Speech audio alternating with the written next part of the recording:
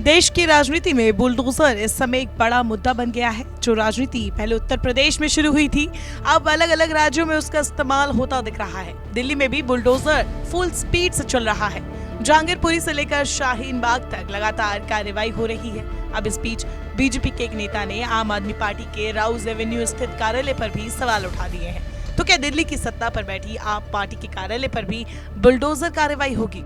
दरअसल दिल्ली बीजेपी नेता प्रवीण शंकर कपूर ने नॉर्थ एनडीएमसी को एक खत लिखा है। उस खत में दावा कर दिया गया है कि आप कार्यालय के जो 2 कमरे बने हुए हैं, असल में वो सरकारी जमीन पर कब्जा कर बनाए गए हैं। ऐसे में अब उन 2 कमरों को तोड़ने की बात कही जा रही है। अभी तक एनडीएमसी की तरफ से इस खत का कोई रिएक्शन नहीं आया है, लेकिन इससे पहले भी चिट्ठियों के आधार पर कार्रवाई होती देखी गई है।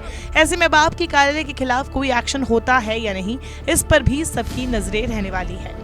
वैसे इस समय दिल्ली के अलग अलग इलाकों में बुलडोजर कार्रवाई देखने को मिल रही है। हनुमान जयंती पर हुए बवाल के बाद 20 अप्रैल को जहांगीरपुरी में बुलडोजर चला था। बवाल इतना ज्यादा बढ़ गया कि मामला कोर्ट तक जा पहुंचा और फिर कार्रवाई पर ही रोक लगा दी गई। लेकिन उस फैसले के बाद जहांगीरपुरी में तो थमा, लेकिन शाहीन बाग में वो सक्रिय हो गया। जब वहां पर कार्रवाई हुई तो सीपीएम ने ये मामला सुप्रीम कोर्ट में उठा दिया। उम्मीद की गई कि जहांगीरपुरी की तरह यहाँ भी राहत मिल जाएगी, लेकिन तब सुप्रीम कोर्ट ने उल्टा फटकार लगाते हुए सवाल उठाया कि कोई राजनीतिक पार्टी इस तरीके से यहाँ पर क्यों आई है। कोर्ट ने तब उस याचिका को सुनने से ही मना कर दिया था, क्योंकि उनकी नजरों में जहांगीरपुरी का मामला अलग था। इस बात पर भी जोर रहा कि अगर किसी को अतिक्रमण के खिलाफ हो रही कार्रवाई से दिक्कत है तो पहले दिल्ली हाई कोर्ट का रुख किया जाए।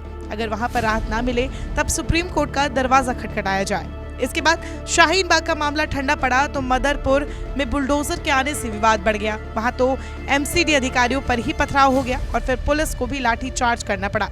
इस घटना में आप विधायक अमानतुल्लाह खान को भी गिरफ्तार किया गया था, जिन्हें बाद में कोर्ट से बेल मिल गई।